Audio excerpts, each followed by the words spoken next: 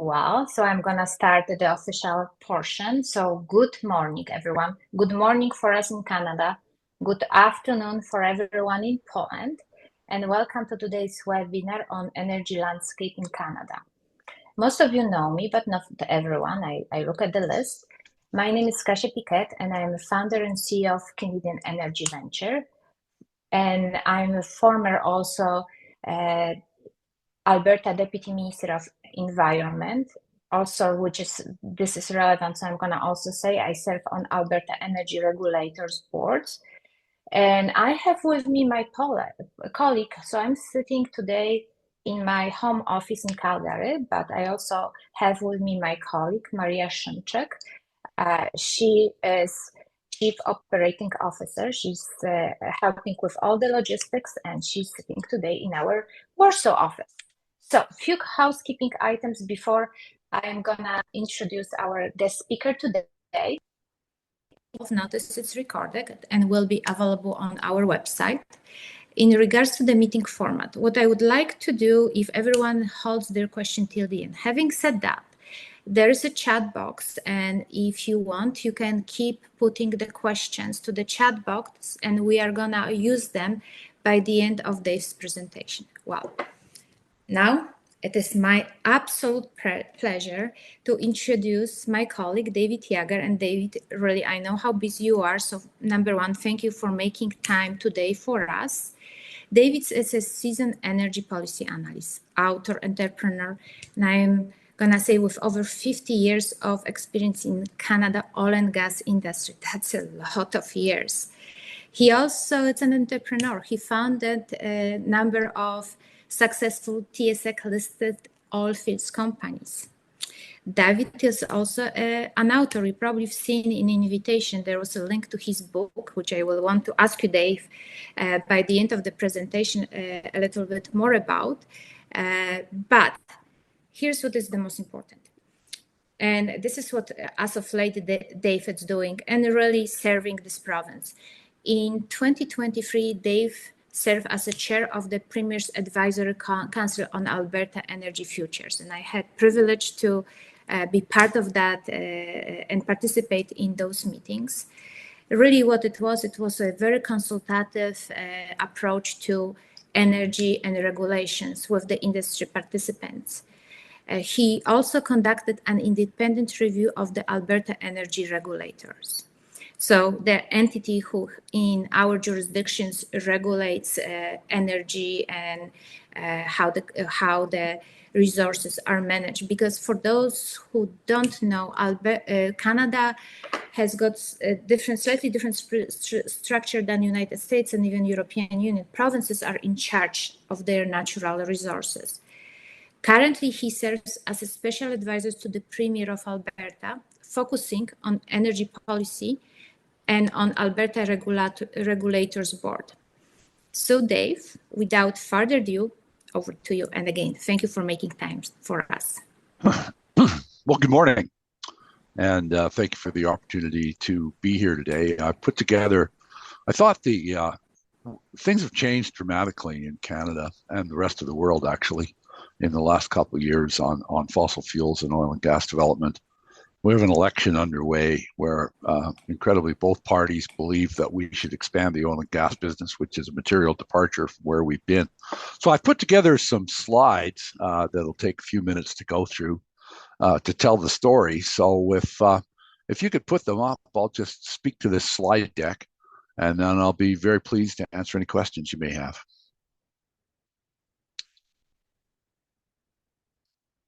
There we go. Canada rejoins the energy world.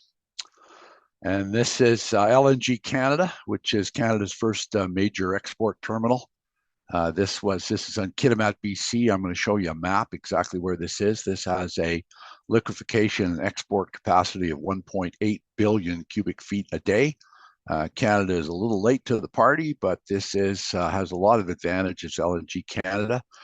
We finally found a useful purpose for Canada's horrible weather, and that is the ambient temperature of the atmosphere saves on cooling costs as methane goes from natural gas to liquefaction. It has to be chilled, so it's a lot easier to do it when it's minus 30 as opposed to plus 40 in some of the places we compete with.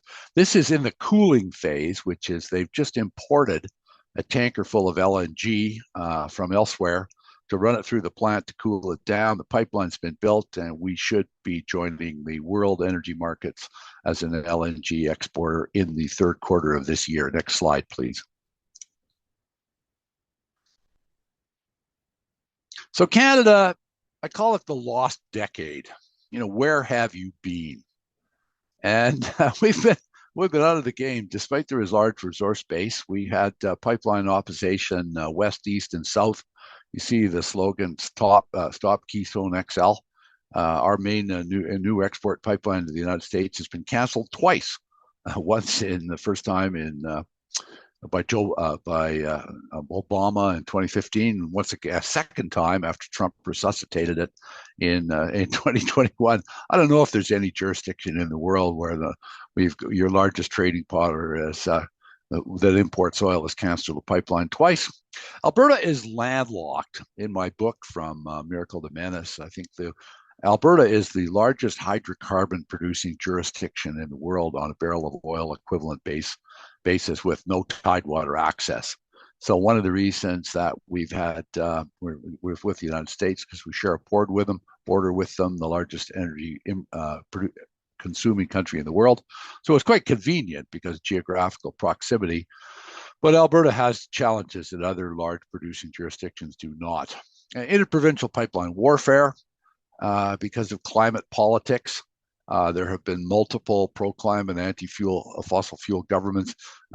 In that movie, A Streetcar Named Desire, I get by on the generosity of strangers. Well, we have to get along with our neighbors. So we've had opposition to pipelines by various provincial governments.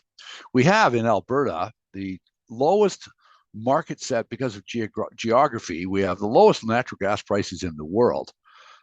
Which is actually great. If for consumers, it's very good. For petrochemical feedstock, it's very good. For heat, for oil sands extraction, it's very good. And actually now with the database business opening up in terms of where can I get really cheap natural gas to make electricity for AI data centers, this cheap gas has become an asset. We had a capital outflow for a long period of time. Hopefully, after this call, you'll all change your minds and reverse that. People have come looking to Canada for LNG exports, and there's been indifference, and we have the only major producer with carbon taxes, emission caps, and these are some of the areas where, despite that, the geology has been great, and we soldier on. Next slide, please. To give you an idea how big it is, the province has just recently reviewed and is in the process of reviewing its resource base. So our oil sands asset, despite producing 1 billion barrels a year for the last 11 years, is actually larger, and it's at 167 billion recoverable barrels, proven and recoverable. SAGD, steam-assisted gravity drainage, subsurface, that asset alone in the middle case is 43 billion remaining. We've just looked at the gas reserves. The Montney in the northwest Alberta and northeast BC is probably one of the most prolific natural gas liquids assets in the world. Alberta's side is 202 trillion cubic feet. BC's side is 271. The Liard Basin is 160 in BC is 167 trillion cubic feet. The Horn River Cordoba Embankment, 87 trillion cubic feet. Duvernay alone is a new formation in Alberta, 6 billion barrels of oil, 30 TCF of gas. Our original oil in the ground, or original oil in place, is 1.845 trillion barrels, and the original gas in place is 1,360 trillion cubic feet. And so if the old joke goes, Shikimani used to say that the Stone Age didn't end because the world ran out of stones. The oil age isn't going to end because the world ran out of oil. But I assure you, if it's worth something, Alberta will be the last to quit using it just because of the sheer enormity of the resource. Next slide, please. Here's an oil map of what we call the sedimentary basin. This is a geological term prepared by the Geological Survey of Canada. And the orange part with the red circles in it is the existing production. That's called the Western Canadian Sedimentary Basin. Off on the east coast, that little red circle on the right-hand side is Hibernia. That is called the Atlantic Basin. And then what you have just going from left to right, the little circle on the far left is Kitimat, the LNG export terminal. The next circle over is the Montney, that oil and gas, that oil and liquids asset I just referred to. That big red blob with all the black in it, that is the oil sands area. What you have on the south bank of the St. Lawrence River in Quebec, is the northern end of the Utica Shale. That resource extends from New York and Pennsylvania up into Quebec. There's something like 20 trillion cubic feet of gas there. The next little red circle is called the Frederick Brook Shale. That's in New Brunswick. And then on the far right is Hibernia. And I'll be speaking to a few of these assets. But in terms of enormity of the opportunity, of course, in the high Arctic Islands, the Mackenzie Delta, the big orange stuff in the north, there's also a tremendous amount of oil and gas up there. That was explored in the 1970s for strategic reasons. An enormous amount of oil and gas in the Mackenzie Delta. There was a big blowout on Drake Point on the high Arctic Islands. I worked on the rigs up there 50 years ago. So this is actually, and if you look around the world in terms of the proven resource base and resource potential, Canada actually is just in many ways one of the largest unrecognized warehouses of oil and gas in the world. Next slide, please. Just an idea for comparison. They say everything's bigger in Texas. Well, not quite. We ran the math on Alberta versus Texas. So on a gas point of view, our proven gas reserves, or just the province of Alberta, I'm not including the rest of Canada, was 130 trillion cubic feet. Texas 170, but in proven oil, we're 167 billion barrels, and Texas at 20. So in terms of original resource in the ground, Alberta was blessed with about 5 or 6 times more OOIP, original in place, than the state of Texas. What Texas has that Alberta doesn't have is tidewater access to markets, and that is, of course, a big advantage. Next slide, please. So here's our current production, all in.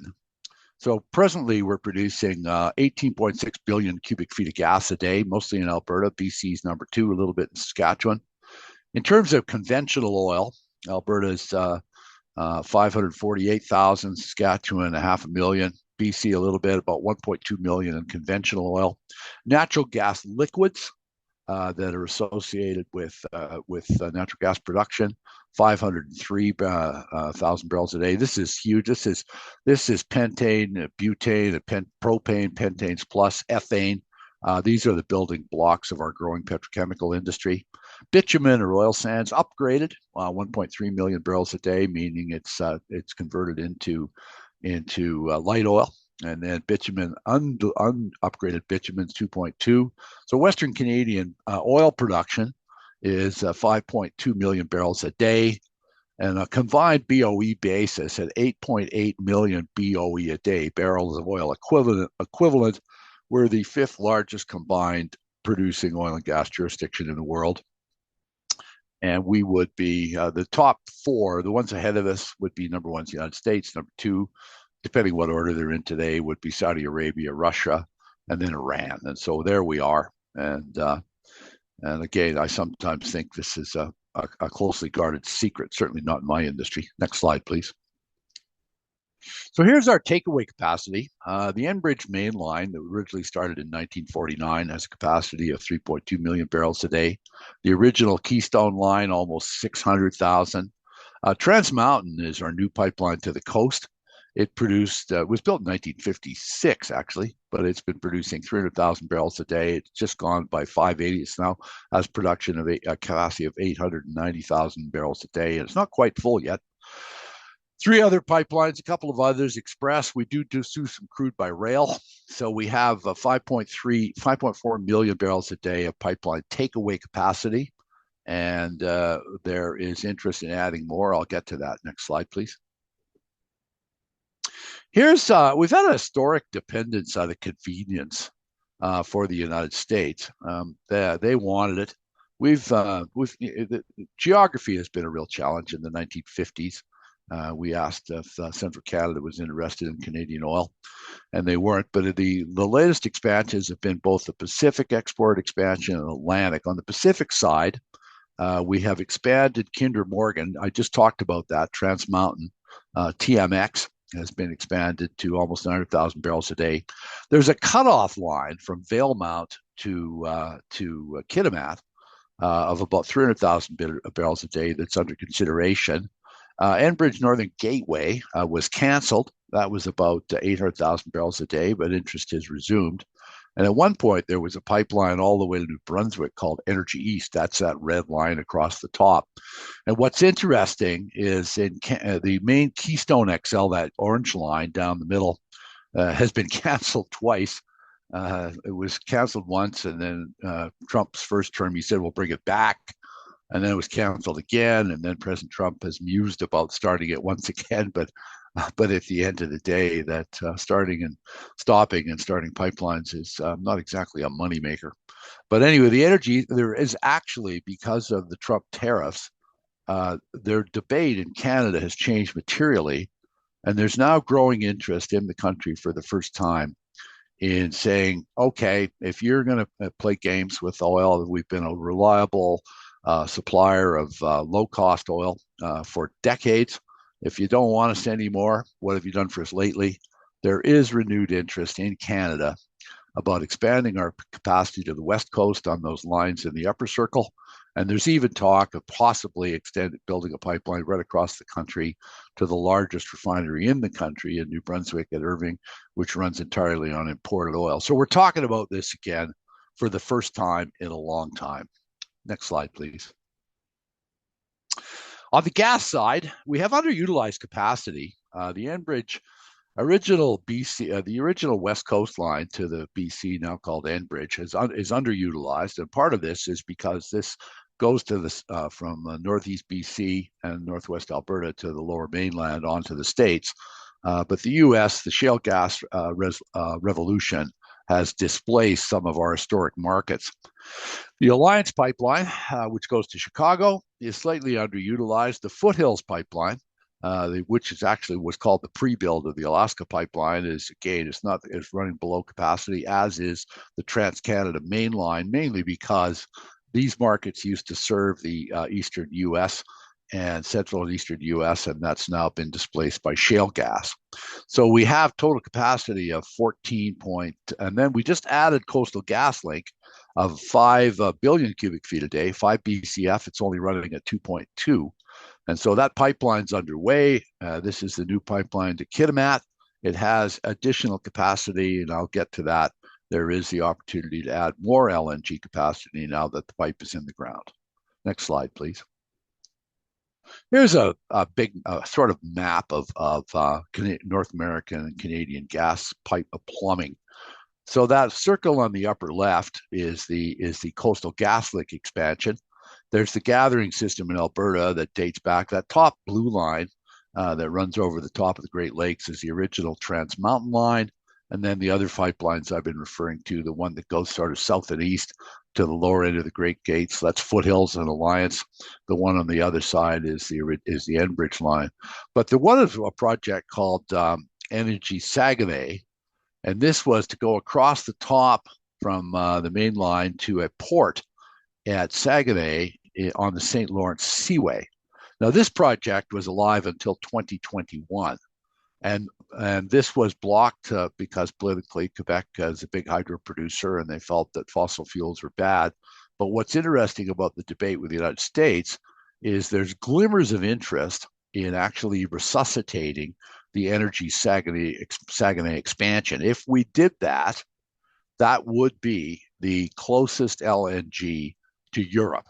That's right on the St. Lawrence Seaway. So this is the sort of thing, the same thing with expanding Coastal GasLink on the upper left. These are the sort of conversations Canada's having now in a perverse way, thanks to the moves of President Trump. Next slide, please. Here's how OPEC views the world. I like OPEC because we in the West, the OECD countries, which sponsors the International Energy Agency, Of the 8 billion people in the world, only 1.3 billion live in OECD countries. When I wrote my book, there's 6.7 billion people that don't live in OECD countries, and that's OPEC's key market. But this is interesting. OPEC does their annual reviews. It isn't quoted that much, but oil policy nerds like me read it cover to cover. So last year, they felt that United States production was going to peak. Simply the tier one acreage of the Permian had all been drilled. So they felt it was going to peak at 2028. With the current administration and drop in prices, they're slowing down drilling. This could happen sooner than that. So while the United States had an incredible renaissance in the last 15 years with the shale oil and shale gas revolution, at the end of the day, geology rules. And so OPEC views the United States production as declining over the next 25 years. Next slide, please. Now in Canada, when when all those pipelines that didn't get built were planning on being built, like Keystone XL and Northern Gateway and Energy East, the industry put together a lot of projects. So what we have today, approved by the Alberta Energy Regulator, there are 32 approved oil sands recovery projects in the hopper, ready to go, shovel ready. Not necessarily well capitalized, but we have capacity on the books of 1.8 million barrels a day, ready to go when the pipeline takeaway capacity improves. Next slide, please. So when OPEC did their view of the world last fall, they looked at Canada, and even with the rising carbon taxes and emission caps, Canada looked at the approved inventory of, or OPEC looked at Canada's inventory of approved project and figured that our production would go up by 2050, regardless. So at the end of the day, what we're looking at the United States, and we think that we believe that the United States' indifference to Canadian oil is temporary in the sense that oil and gas is where you find it, and in Canada, there's lots left to find. Last slide, I believe. So here's the state of Canada today. Geology, the rock's rock, as the old saying goes, oil and gas is where you find it. And so again, I've tried to make, hopefully I've made the point clear in this presentation that Canada has got the geology. We've got a competitive royalty system and fiscal regime. There's an election underway right now, and what's interesting is for the first time in a long time, both parties, both the incumbent Liberal Party and the Conservative Party of Canada, both of them are talking about growing our industry, and this is Canada's response from Trump. Industrial carbon taxes have likely peaked. And what I mean by that is at one point they were set to go to $170 a ton under the last thinking. If the Conservative Party of Canada wins, we'll probably he's already said we're going to cut the industrial carbon tax. It'll be up to the provinces. So the idea that we're going to go to $170 a ton, I just think they've likely peaked. I have no evidence of that, but I can't see that with the import tariffs on the United States and a new prime minister with a great financial background, even, no matter who it is, they're going to say, well, wait a second, can we really increase carbon taxes and pay import and be subject to import taxes? The emission targets that we have are likely impossible in the sense that to make the timelines, we should be turning dirt already. And because of a great deal of uncertainty, it's not going to happen at that time. I'm not saying we won't. And if you have questions about Alberta's tier system and our determination to decarbonize, I'm happy to talk about that later. But non-U.S. pipeline expansions back on the public agenda.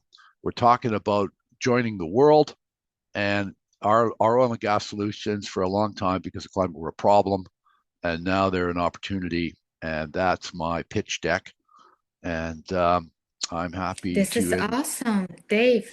This is absolutely wonderful. I always learn when I listen to you. But before we wrap up the presentation part, I would really like to talk a little bit about your book, From Miracle to Menace, Alberta Carbon Story. So, which is like you audience seen. Yes, David. David's a great storyteller. So, and it is a chronicle of Alberta journey from being a cornerstone of Canada energy prosperity to facing significant challenges as it comes to climate change initiative, potentially for political reasons. But here's my question, Dave. Could you share what inspires you to write this book? And what do you hope people who read it take from it? Well, it's my life in the oil industry. My father hired on just after the Leduc discovery, which really put Alberta on the map in 1947. My father was an accountant, and in 1949, there was an American oil field service company that's now Weatherford was looking for a controller. So Dad hired on, and this well before I even before I was born, and I didn't he know that story, Dave. yeah. Well, anyway, Okay. so I grew up in the oil patch, and the family was from Winnipeg, but we caught the oil boom, and so I grew up in the industry.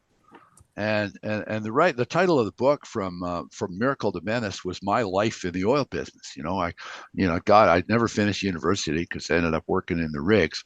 And the next thing you know, we had the oil shortages, and we had to have Canadian oil. We had Americanization, and elections were fought, and then energy, oil and gas were the miracle fuel. So that's what this was the energy miracle that fossil fuels, and you can date it back to the Industrial Revolution and the use of coal.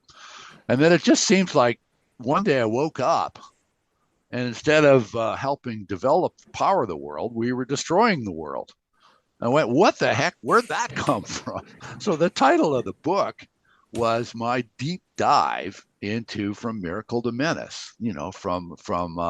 From energy solutions to climate change So I had to go understand this. So I did what I had to go understand for myself where this came from. And we were in a very frothy period. And say from 2015 to 2019 was a very frothy period in the sense that they brought in quantitative easing after the world financial crisis, and they kept priming the pump. But when the collapse of price of oil came in 2015, everything got cheaper. And so the interest rates went to near zero, inflation went to near zero, and renewables came along, and central planning, big governments thought we could do anything we want. So they said, well, I know what we'll do. We'll change the global energy complex. And I just said, hey, I'm a business guy, I'm a financial guy. And I said, have you thought this through? Have you really looked at what it means? When the $7 trillion US industry, I think the opening line of my book, that the energy transition, when it came out in 2019 as currently proposed, the opening line of my book was, this is one of the largest financial dislocations in the history of the world. Have you thought this through? Has anyone ever told you that? And they hadn't really. And even on the outside back cover is the necessity and benefits of decarbonizing the global industrial and energy complex are well articulated. I'm not arguing with that. What is not explained, this will require the largest financial disruption in history, affecting everything and everyone. And that's the part that in our hubris during this period, that's why I wrote the book. And Alberta without oil is Manitoba with mountains. I mean, it's the only reason people live here. Well, thank you for that. And obviously, there are unintended consequences of everything what's happened, and Yep. the policies and the way the work works. Like, we have a lot of Polish people in Ukrainian people from Ukraine online, so we are living it. Right. But I would like to turn the question to the audience. And here's what we are going to do. Maria, who I introduced, is controlling the microphone. So you can raise the hand, you can put your question into the chat box. And I see one from Alfred. And you know what, Alfred? I would let you ask the question yourself. Maria, if you can unmute Alfred, or I will. And Alfred, go ahead and Yeah, just ask the question. I think Alfred, you can go ahead and then unmute yourselves and ask the questions that you have.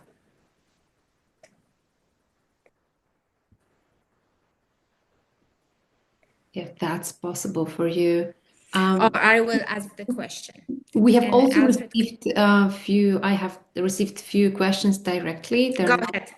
Go ahead. So perhaps we could just go through them, and maybe that will be one. So one of them is, what infrastructure or regulatory changes would you prioritize to make Canadian energy exports to Europe more competitive? The federal Very good government, one. yeah, this was the federal government. We used to have something called the National Energy Board, and they replaced it with new legislation that is very, very prohibitive. Canada, regrettably, is getting a reputation as a country where we just can't get anything built. And so the Investment Assessment Act, the new protocols are such that the considerations are not just economic anymore. They brought a lot of social considerations into any new projects. So we ended up with a Impact Assessment Act, an Industrial Development Assessment Act, that by the time you're done listening to everybody, and at some point you can't do that anymore. There was a time when we built, because the trouble is Canada is just a huge country, and the provinces actually have a great deal of authority under the Constitution. So you have to go, every province has, when a pipeline crosses a provincial boundary, then all of a sudden it has to go to Ottawa. And then Ottawa is elected for people across the country. And you get competition and polarization, and the people that work in one part of the country don't understand what the other part of the country does. Oil and gas have never been that popular. I grew up on the Dallas TV show J.R. Ewing, who was just plain rotten, So I'm used to that we're not that popular. We sell the fuel the world needs, but nobody likes us very much. So the political structure is such that, what came out about 3 weeks ago is the major industries, the major producing companies and the pipeline industries. They felt the way to do this was to use the situation in the United States to declare a national emergency. And I mean, this is really serious. The Trump tariffs, because we've had this integrated economy for so long, for the United States, the largest unguarded border in the world, the largest trading partner by any measure, for them to wake up one day and say to the northern half of North America, what have you done for us lately? This is a massive economic disruption. Prime Minister Trudeau used to describe sharing a border like this with the United States is like sleeping with an elephant. You can be really warm and cozy, and then the dang elephant rolls over and crushes you. And so we have a national problem here. We have a national economic emergency. The idea the proposal from the industry was to declare a national economic emergency, declare a corridor, an industrial development corridors across the country, supersede or overrule the provincial barriers, get into the capital markets, guarantee some pipe, roll up our sleeves, and get to work. And it is possibly one of the most major infrastructure projects in Canadian history. But for those of you that don't know the history of Canada, that's how Canada was built. The federal government declared we shall have a railroad from the Atlantic to Pacific. Fortunately, back then you didn't have to ask anybody, but we built the darn thing. And that's how Canada existed as a separate country. There was a fear of nationalization by the United States. Nobody wanted that. So we built a railroad across the country and built a nation. And the interesting thing about Canada is not that well known, is something like 90% of the population lives within 100 miles of the US border. So the point is, how would we do it? Well, we would say, all right, United States, we've had it, just like hockey. We play to win. And so this was what the proposal from the government was. We're going to declare an emergency, put in these corridors, get the rigs drilling, put the pipe in, and rejoin the world. It's really exciting. And what's interesting, what's come out of this is, well, there's some reticence. Both the federal parties, our elections on April 28th, both federal parties are actually saying we're going to build, we're going to resource extract and pipeline build our way out of this. And I can't think of a stronger message to send to our friends in the United States, and they are our friends. I mean, I grew up on the Houston Calgary axis. I have a lot of friends in the United States, and there's a lot of people in the United States that didn't vote for Donald Trump. So anyway, it's really, really exciting, and so this is an opportunity that's there. So if you want to help us along, phone you, get your embassy in Ottawa to ring the doorbell and say, we'd like to buy a little fuel from you guys. Would you sell it to us, please? I think you'll get a different reception than you did a year ago. Amazing. Thank you, Dave. If I can jump in, just because I know the people who are asking questions. So here's what I'm going to say. I'm going to let you drive it, Maria. So if you can, I'm going to call upon two people because I see their names and questions in the chat box. One is Stephen Major and then Whitney Isaac. But what I would ask, if you could very quickly in 2 sentences introduce yourself while you are asking questions. So Steve, we are going to start with you. Mr. Major. Yes, Kasia, thanks so much for taking my question. David Yager, a great book, and what an interesting presentation. Thank you so much today. Question I have is all this talk about producing more oil and gas. If I'm a producer, what's the point? If we don't have enough egress and we still haven't filled the capacity of all our existing pipelines, is there any incentive for me to drill, baby, drill and produce more? It seems not at the moment. The reason we have 1.8 million barrels a day of oil sands approved but not developed on the books is exactly for that reason, Steve. When the pipe disappeared, so did the investors. So we're going to have to we're going to have to prove to the producing community the credibility. This is where I think myself, the government, a major government initiative has to come in. In terms of the capital, TransCanada, they spent $1 billion trying to build Energy East. They spent $2.7 billion trying to build Keystone XL. Enbridge spent $600 million trying to build Northern Gateway. There are these. If you've been in the pipeline business, not exactly a vote for companies to put all this money up. They all had, by the way, they had firm shipping commitments, by the way. That's how you finance pipeline. A producer says, build this pipe and I got to take a pay contract.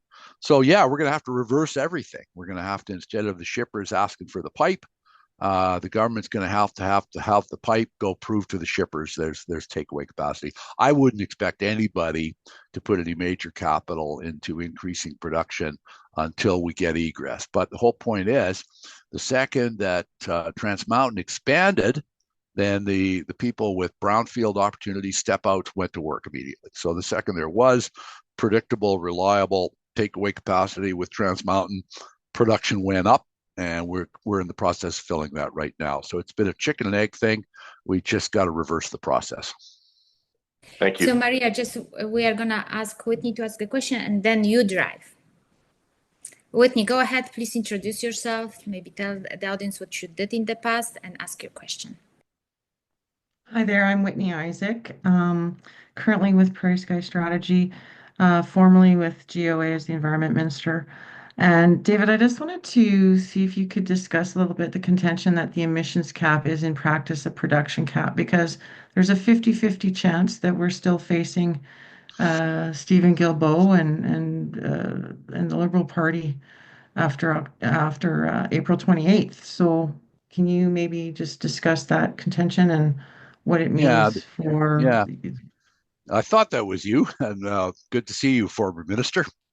Or hear from you. Yeah, they're absolutely right. The reason that the emissions cap is a production cap is because the cost of compliance with the way it was planned, with the rising carbon taxes, the carbon taxes were likely to get to $170 a ton before the carbon capture and storage facilities existed. And so the only way you could avoid the carbon taxes was to buy emission offsets, either pay it or emission offsets.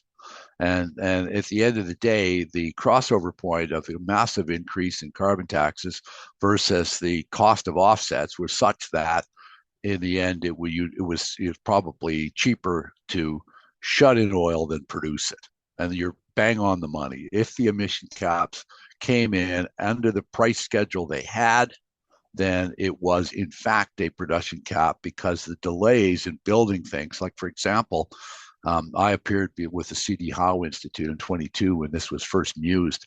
And at that time, we were supposed to have, in 8 years, we were supposed to have Keystone, or sort of Pathways up and running and be sequestering hydrocarbon on a $16 billion project. Well, the history in Canada is we can't build anything that quickly. They didn't actually come out with the formal emission reduction targets until 2024, and then they reduced them and gave it an 8-year target. But Canada's history of building and approving major projects on time and on budget is terrible. So there's a crossover point where the taxes would arrive before the offsets or the CCUS deductions applied, and making oil uneconomic to produce. It wasn't particularly well conceived. Now the Prime Minister Carney, who's running to lead the Liberal Party, I don't know exactly what he's going to do. He's saying that the emission cap is going to continue to exist. I don't know whether that is a political necessity of keeping his party together and his NDP voters together, or whether this is something he's really going to do. But the thesis that you put forward is correct. A emissions cap, as originally conceived, given the timelines to build your carbon sequestration and storage facilities, was in fact a de facto production cap. I have a supplementary. Yeah. I didn't know about your book until yesterday, but the day before, I actually read another piece that you've worked on, known as the mature asset strategy. Oh, yes. And we know that there are some costs associated with cleaning up after ourselves.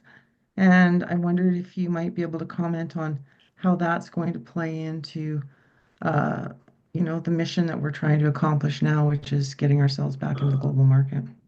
Well, actually, one of the key elements of the mature asset strategy is to keep producing, with the Premier announcing Alberta's intentions to increase production. It really depends when these assets are going to shut in. We've been in the mode politically as Alberta's going out of the oil business. And now the mission is, no, we're actually going to expand the oil business. So when you look at the number of assets, like, for example, all the shallow gas assets, on the one hand, you should say, well, here's 60,000 wells that need closing. Our plan is to turn it all into electricity and attract AI data centers. So a lot of the old fields that are on the books as a closure liability under a slightly modified fiscal regime could keep producing for another 20 years. So I think the closure liability has been overstated, and the opportunity to keep these wells producing under an improved fiscal regime are understated. So it's a different solution to the problem. Thanks so much. Maria, you can navigate. And one thing I would say, because I led also the work around the Alberta Climate Plan. Yes, obviously there's always cleanup, but I can tell everyone I live in different jurisdiction. I had a pleasure and privilege living in Middle East and also in Texas. And I can say that Canadian standards and the way we do business here are next to none. Yes, but we have some work to do. There's no question about that. Well, thank you. Maria, on that point, I think just before you do that, let me just say that Alberta's record on closure and decommissioning is actually one of the best in the world. We've just set the bar well beyond anywhere else. Like the whole point is our database is fantastic. We have information on virtually every hole in the ground ever drilled. We have advanced closure techniques and advanced technology. In the United States, they have as many orphan wells, ownerless wells with no records, as we have total wells. So in the end, it's a matter of comparison. So we're a lot further along than people get credit for. It's just the message was that we're not. Remember, I go back to my earlier point that in the oil and gas industry, in my life, we can't do anything well. It just seems to come with the territory. Well, I think we have just a few minutes left, actually. I have a few more questions here. Yeah, good. Yeah, I'll just try to ask one or two more, and I'll see if we have more time. So, And Maria, you could ask the person to ask the question just like I did. Exactly. We have a question from Karen here. And Karen, if you would like to unmute yourself and ask it to all of us, it would be fantastic. Sure, thanks. Hi, David. Karen from Lockend. How are you? Oh, good. I'm asking you the question when the Premier says to Ottawa the data belongs to Alberta and you can't have it. What precisely is she referring to? That would be the production and emissions data. Yeah, to measure the carbon tax. I mean, the point is that the Premier is of the view that the carbon tax and the carbon ceilings as envisioned by the federal government are a violation. I think it's Section 91 of the Constitution, and so the actual data on how much oil and gas is produced that would be a component of it calculating a carbon tax based on production is that is one of the many ploys to try to get Ottawa back to the table. And we have challenged certain sections of the Impact Assessment Act have been declared unconstitutional, and there is more work going on whether or not the federal government has the authority with Alberta controlling the resource. I believe this is going back as part of Alberta's pushback on what we still classify as federal interference into provincial resource management. Excellent. Thank you. Okay. I don't know if that's good or bad. I don't know anybody. I know some of the people on this call. I certainly know Diana and Whitney, but I don't know everyone. And so but that is the technical answer to the question you asked. I don't see Maria, so I will just hop into, I see lengthy questions from Tammy. Tammy, if you want to just ask the question and introduce yourself.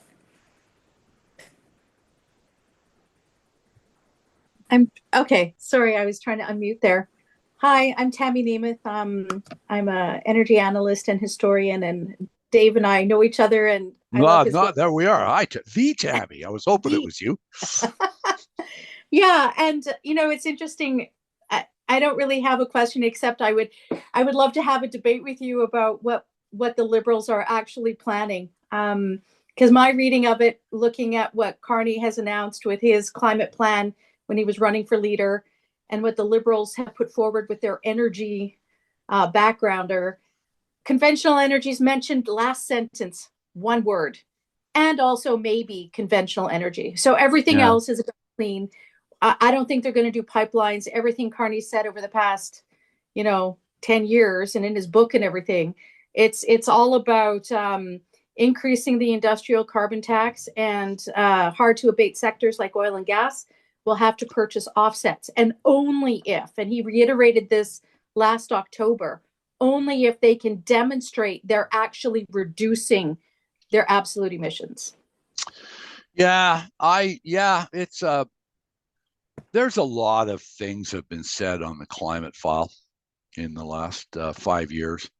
In a different slide deck, I have slides about 2020. I called it peak petroleum woke when Shell and BP announced they were leaving the oil industry and we're going to go into renewables. And there was great rounds of applause. And now they got amnesia about what they said back then.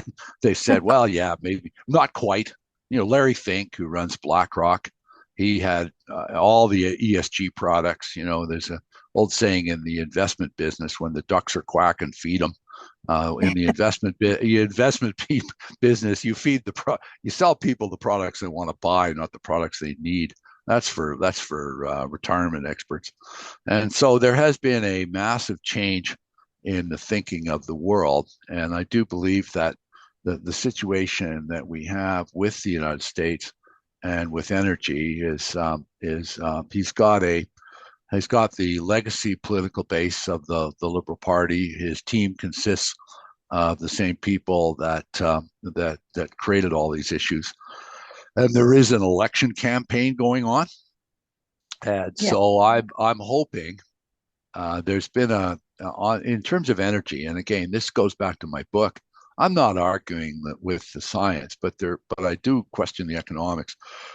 On the energy transition file, there's been a terrible outbreak of common sense in various jurisdictions all over the world, and the question is Canada going to are we going to play along with this outbreak of common sense, or not? Are we going to do the fundamental things that we're good at, which is extracting resources responsibly in an environmentally sound manner and selling them to the world?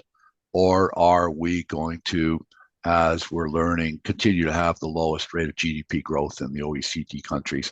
I think our economic condition and our relationship with the United States are at the point where I'm hoping, and I say this because I don't know it for sure because I've read the same stuff you have.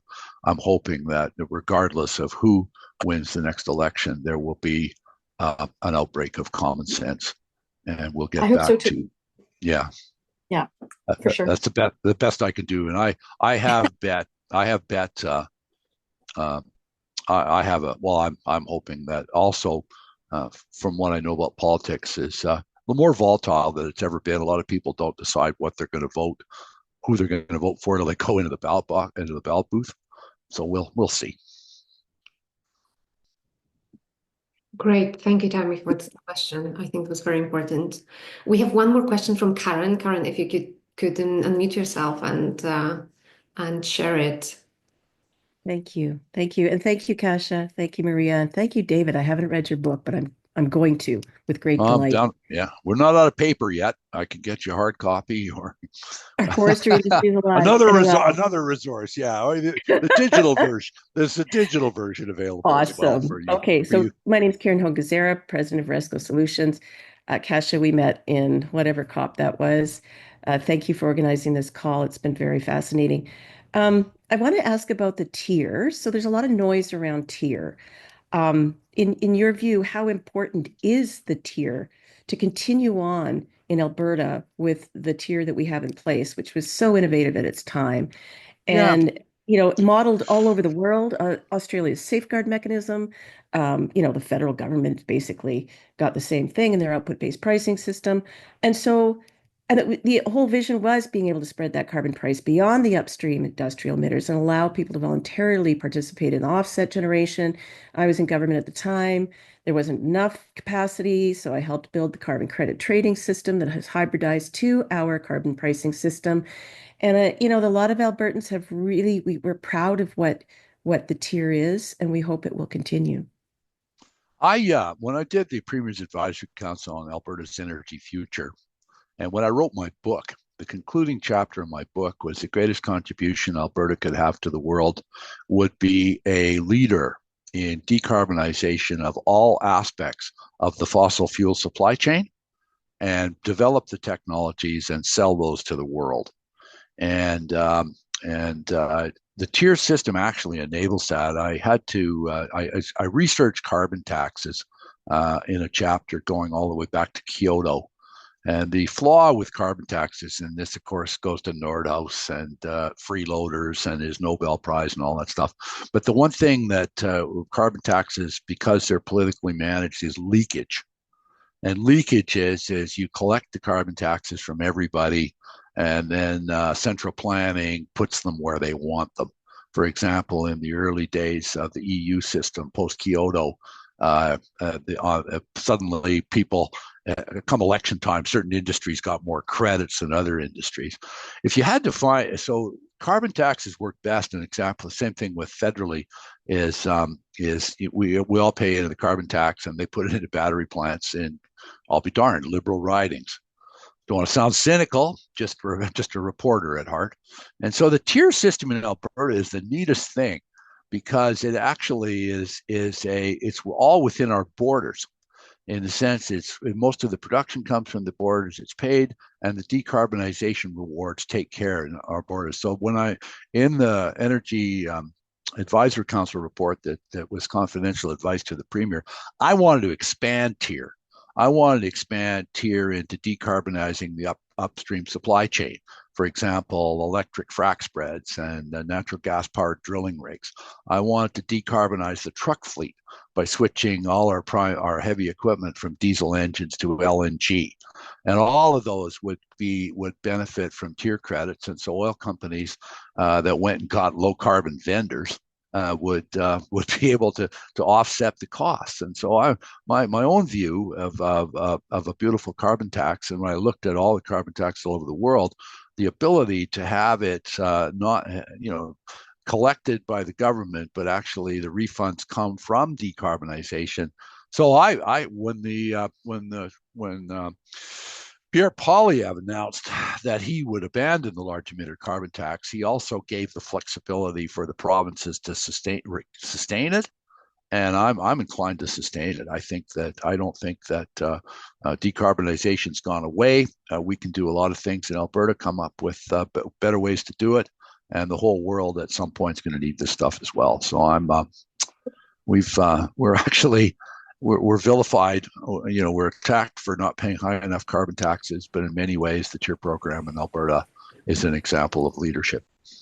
Thank you, David. I can't tell you how many companies come to Alberta that we work with innovations that they have developed from, Amsterdam to New Zealand, and they want to do it here because it's supportive environment, it's innovation, there's a carbon price. Our company has worked with companies that come all over the world. It's been amazing. And you know what? Let's keep the band playing. Like I said, 6 years ago, when I did the Rook, this is the conclusion I came to, was Alberta should lead, but lead with technology and innovation, because the idea, the solar-powered airplane's not on the horizon, okay? And if you land in one, give me a call.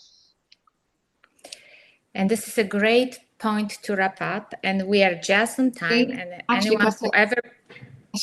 okay, go ahead. Yes. You allow me, I would like to ask one last question, and it would be a question for myself, if I may keep you, David, for a few more minutes. I know that you have a little bit more time, but Canadian Energy Ventures is an initiative that was established based on the urgent need that Europe is in due to need of diversifying the energy source and moving itself away from Russia. And we are here to establish relationships with partners from Canada to help Europe cooperate more closely with you. And I was wondering if you have any comments on how Canada can actually become a long-term and reliable partner for countries like Poland and other European Union countries. What do you think about that? I would say that the channel has changed, whether it's Prime Minister Carney or Prime Minister Poilievre. Work through the embassy, go to Ottawa, but go to the provinces as well. Go to the Council of the Premiers if you can figure out how to do that. Go to the province of Quebec. Like, they're softening because of the deal with the United States. They're actually saying, well, maybe Energy Saguenay, that LNG terminal on the St. Lawrence River, the closest to Europe. They're rethinking that. They're talking out loud about it. The Premier of Nova Scotia has said, I'd like an oil pipeline all the way to the East Coast. So the channel, I don't think people appreciate the degree to which the channel has changed. And I agree, completely with Tammy that lots of prime ministers, Carney, or his thoughts on this are on the record. But where for Canada, if it's a long playing record, we're playing the flip side. We're playing the other side of the record, I think, for the first time, for all the reasons I've tried to articulate in this program. So thank you very much for the opportunity. Maria, that was an excellent question to ask by the end of this webinar. So once again, Dave, honestly, sincerely, thank you so much for making time. It was super informative, even for myself, although I know you for quite a while now. And thank you everyone for question and participation. We recorded this webinar and it's going to be posted on our website. And also I've seen the questions around the presentation, and I think Dave, you agree that we can share with the participants. I just PDF it first so you don't misquote Sure, me. absolutely. Yeah, I know absolutely. you can rewrite a PDF, but no, it is what it is. That's just Thank you. Just a collection of facts. Have a great day. Thank you very much, everyone. Have a wonderful day.